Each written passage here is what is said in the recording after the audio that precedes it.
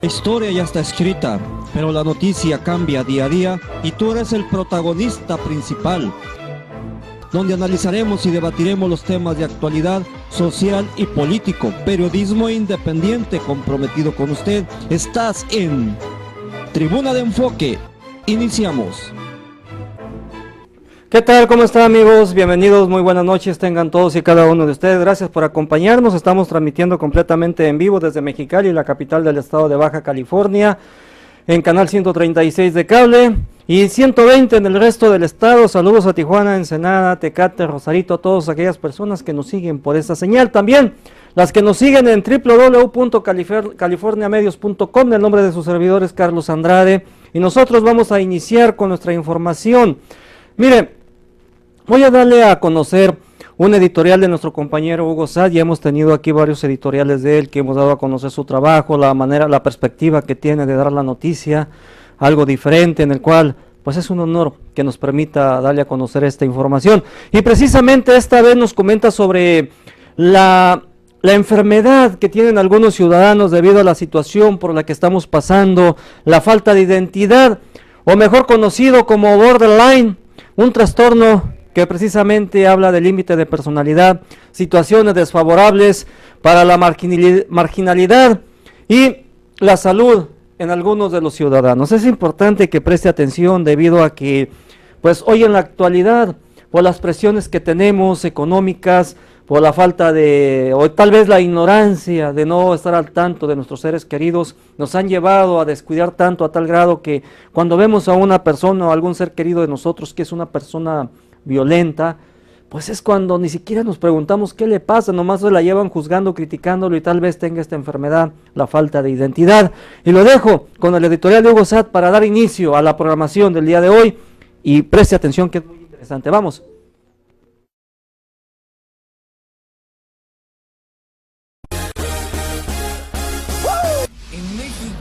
Tenemos unas condiciones muy desfavorables para una gran mayoría. La pobreza de 53.3 millones hasta la fecha.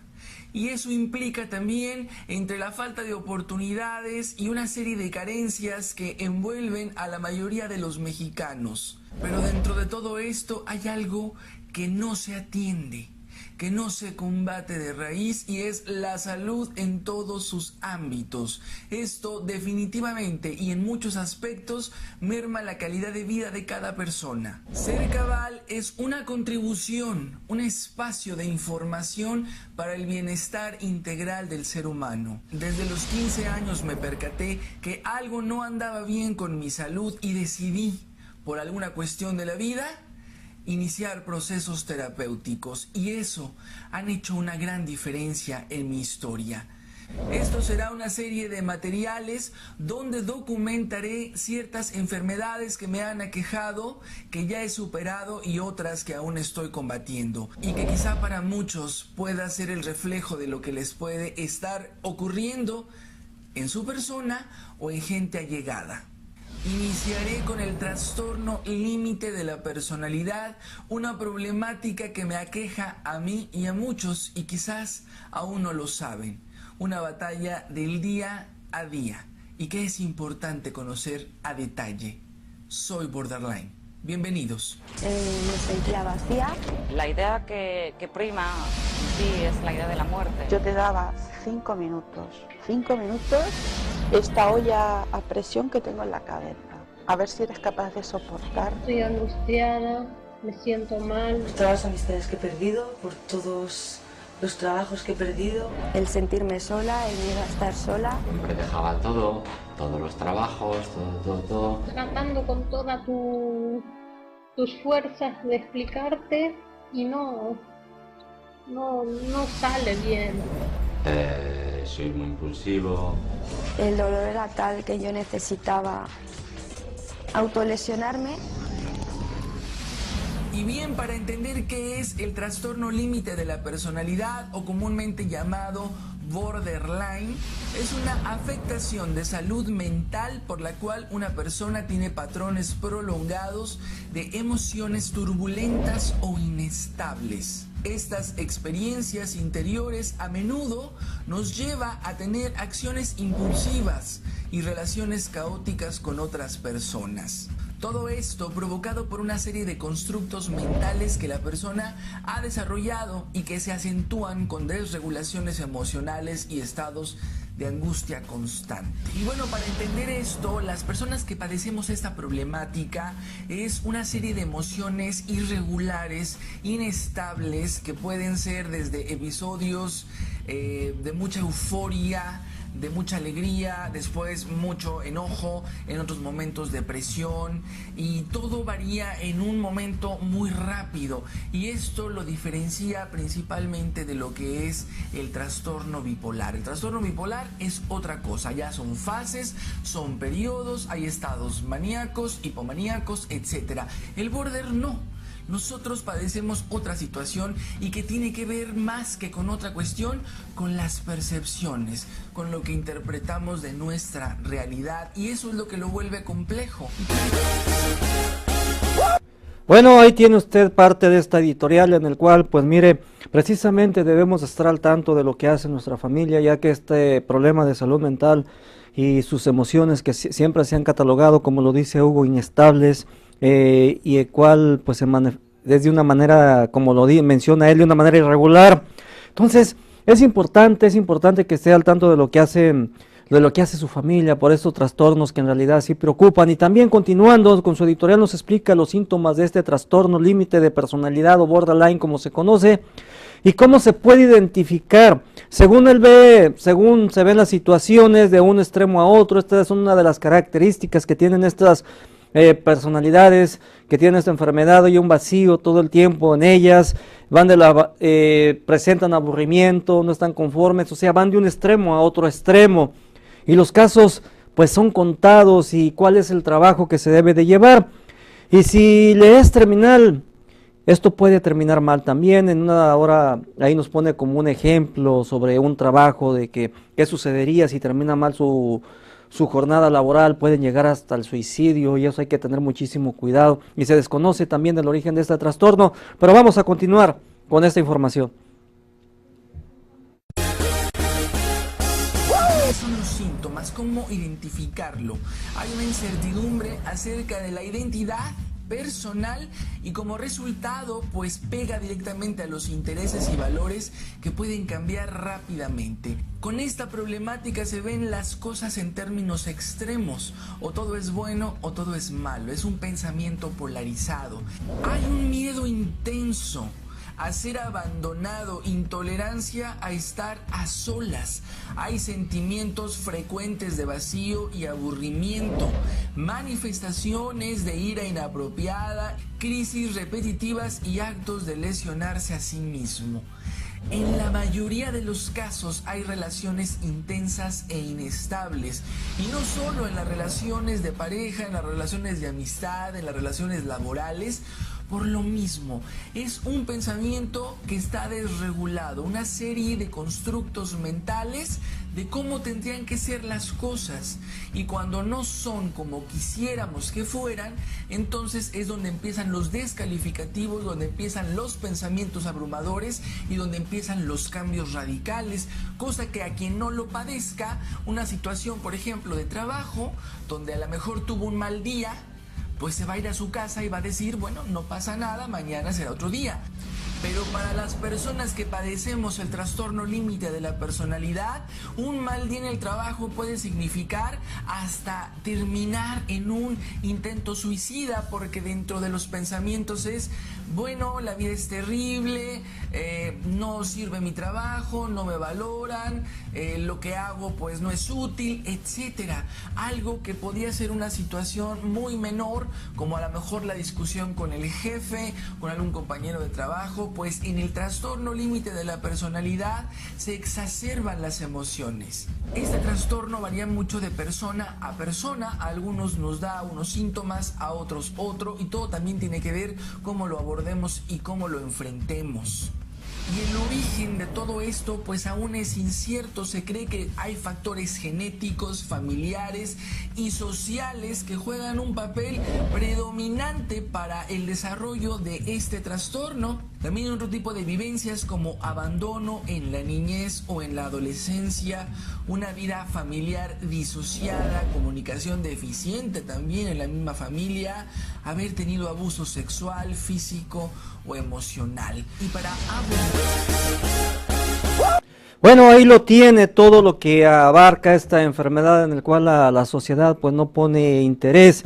Y algo muy cierto, los descalificativos por parte de cada uno de nosotros cuando nos consideramos, si es que somos personas normales, que a veces lo dudamos porque el mexicano o el ciudadano es muy dado a descalificar o despotricar el trabajo de otras personas o simplemente de burlarse, algo que también debemos de tener más control en eso, ser un poco más, tener un poco más de integridad para no seguir humillando a las personas. También, y cuando este tipo de personas tienen este origen que todavía no se sabe de dónde proviene, que es un origen incierto, pues viene a traer precisamente la problemática del famoso borderline, como lo aborda Hugo, la falta de comunicación en las que tienen este tipo de trastornos o este tipo de enfermedad. Mire, continuando también, nos platica, continuando con esta problemática, se apoya con la psicóloga Marcela López Castro, donde abordan precisamente el tema un poco más a profundo, buscando las aptitudes y actitudes y comportamientos y cómo es ante la sociedad estos tipos de personajes que padecen esta enfermedad conforme va dando su desarrollo, conforme pasan la etapa de la vida, ya cuando se llegan a ser personas adolescentes o adultas o cuando simplemente llegan a casarse, cómo son y cómo se dan estos periodos de crisis en todo esto, por qué es tan impulsivo, como le decía en un momento, se van de un extremo a otro extremo, ¿y qué pasaría si estas personas consumen drogas o consumen alcohol? Lo dejo con la siguiente información. Abordaje de esta problemática, me da mucho gusto recibir en este espacio a esta gran especialista de la salud mental, psicóloga, ex catedrática, fundadora de la licenciatura de psicología en la Universidad Autónoma de Baja California, así también en la Universidad Iberoamericana Tijuana, maestra Marcela López Castro, bienvenida. Muchísimas gracias, Hugo, gracias por la invitación y aquí vamos a abordar esta circunstancia, ese diagnóstico de trastorno límite de la personalidad. Quiero subrayar que si la persona no tiene aún los 18 años, no sería propio hacer este diagnóstico. Sin embargo, ya empieza a manifestar algunas actitudes, ¿no? Algunos comportamientos que son demasiado sensibles, inestables, impulsivos, ¿no? Sus relaciones con los demás son como en blanco y negro, o me cae muy bien o no la puedo ver. De repente la sensación de que nada les satisface, nada les llena. Generalmente tienden a invalidar sus propias emociones o sus pensamientos, odio e ira dirigida hacia sí mismos. De repente también los padres van a encontrar en los jóvenes adolescentes ya de preparatoria, por ejemplo, ya adultos, pues que van a idealizar, ¿no? A poner a la gente por las nubes o devaluarlos, y la misma persona les puede generar una gran admiración o gran decepción y odio. La posibilidad de quedarse solos o tolerar la soledad es muy complicada porque hay la sensación de abandono muy frecuentemente. Maestra, ¿cómo es la vida de un paciente con este trastorno? Vamos a hablar de que hay personas que tienen periodos de crisis. La persona, ningún ser humano vive permanentemente en crisis. Hay periodos de crisis, ¿no? Donde se evidencian con mayor acentuación estos rasgos y pueden actuar de manera impulsiva o impredecible cuando entran en juego situaciones como el alcohol, las drogas, tener conductas sexuales de riesgo, traer problemas de trastornos alimenticios, la ideación también del suicidio, ¿sí? Y en general, cuando la situación se llega a mayor descontrol, su forma de vida puede ser caótica. Pero generalmente, pues, hay otros periodos donde van resolviendo medianamente las situaciones de la vida cotidiana y también hay grados. Hay personas que están más afectadas por ese tipo de trastornos que otras, ¿sí? Bueno, pues ahí lo tiene. Resolver la problemática de estas personas que tienen esa falta de identidad es algo que estamos viendo muy común en nuestra sociedad. Es difícil detectarlo, la enfermedad tal vez ya existía, no se ha encontrado la cura a fondo, pero sí, hay que estar atento de las actitudes y aptitudes de nuestra familia, de nuestros seres queridos, el saber antes de tomar y darle esos calificativos despreciativos que en ocasiones hacemos. Creo que nos debemos detener a pensar y proteger el núcleo familiar, pero protegerlo de una manera que sea para bien. El mal puede estar en casa y no nos hemos dado cuenta, el mal nos puede orillar a este tipo de personas con esa enfermedad a llegar al grado de suicidio, y tenemos que empezar a preocuparnos que ese núcleo se vuelva a unir. Y continuando, precisamente le preguntan sobre las consecuencias en caso de no atenderse en este tipo de problemáticas, y cómo sería la relación en pareja, son destructivas, son llanas, ¿cómo sería? Y es importante que la familia tome en cuenta estos síntomas, lo que le acababa de comentar, y cómo se debe dar esa atención debida, cómo atenderlos, y si puede ser de un carácter crónico. Y eso es lo que sigue relatando Hugo Saad ante esta enfermedad conocida como borderline. Y dado la complejidad de los síntomas, de lo que se vive, de lo que se afecta con este trastorno, ¿cuáles son las consecuencias de no atender esta problemática? ¿En qué puede derivar? ¿Qué puede pasar? Puede llegar a la cárcel, puede llegar a un hospital psiquiátrico, puede llegar al suicidio, o sea, hasta allá puede llegar. No estamos hablando de algo que sea tan manejable, puede llegar a las adicciones. ¿Sí? Entonces sí, a unas relaciones de pareja destructivas, muy destructivas, pues esto genera un gran desconcierto. La familia no comprende estas formas desadaptativas como son manipulación, autodestructividad, la forma como reacciona a la frustración, estos sentimientos de sufrimiento intenso que la familia no lo puede comprender, y en general es la dificultad que tiene para adaptarse, la inmadurez que presentan en su forma de actuar, la dificultad para resolver de una manera efectiva y eficiente los problemas y de interpretar los acontecimientos.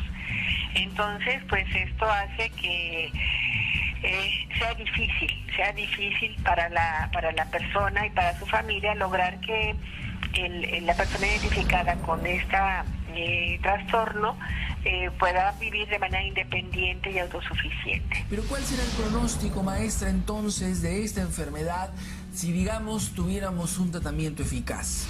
Necesitamos detectar de manera oportuna el problema para poder contribuir en su mejoramiento, porque esa es una situación de carácter crónico. Esto no es como cortarnos las uñas, ¿verdad? Y ya se quita el problema, no. Esto es como tener los ojos de determinado color y con ese color nacimos y tenemos que seguir viendo con ellos. Se trata de iniciar un tratamiento que sea multidisciplinario. La información no está al alcance de todos. La formación tampoco. Sin embargo, yo no quisiera que quedara la idea de que ya están desahuciados, por llamarles de alguna manera, sino que hay que ser constantes, hay que buscar el apoyo con las personas indicadas y hay que mantenerse siempre. Ya pasamos esta crisis y ya vamos a doblar las manos. No, qué bueno, ya logramos superar esta crisis, pero tenemos que continuar con el tratamiento. No hay que soltar el tratamiento. Gracias, maestra, por estar en este espacio y por esta valiosísima información que nos aporta. Bueno, ahí lo tiene, la falta de visión de los padres por estar al tanto de sus hijos. Recuerde que esta enfermedad puede terminar en el psiquiátrico, pueden llegar a ser personas destructivas.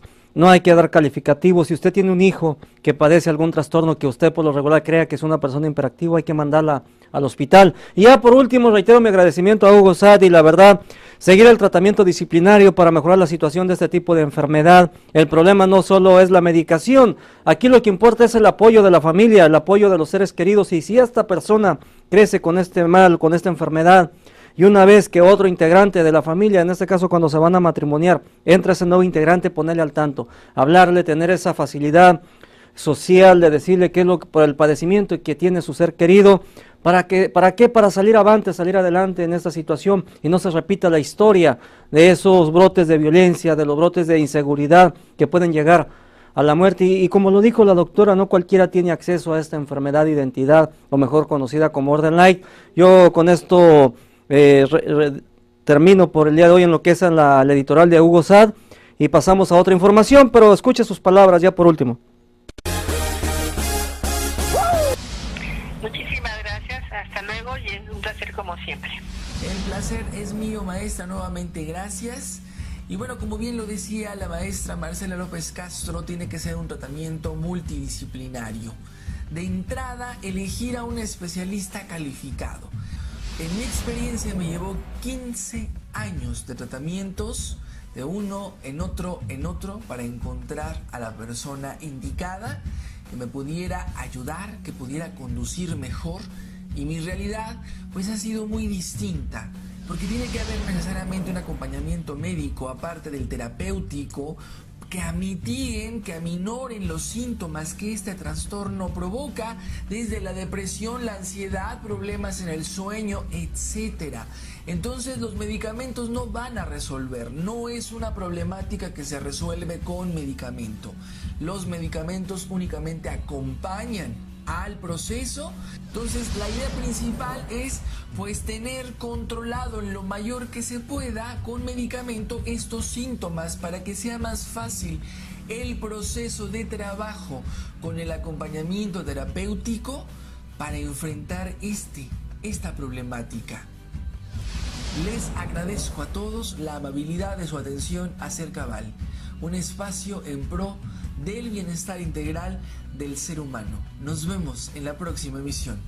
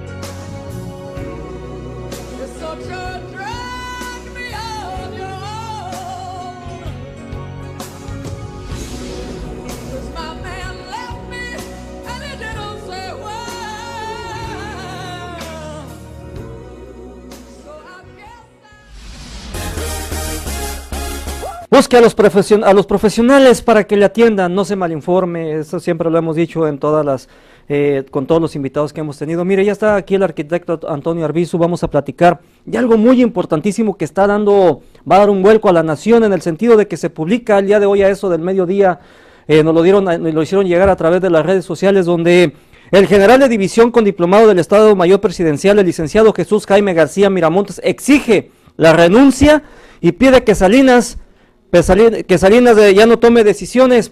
Alarmante, preocupante, y gracias a todo el equipo de Tribuna de Enfoque. Hoy es el onomástico de su servidor.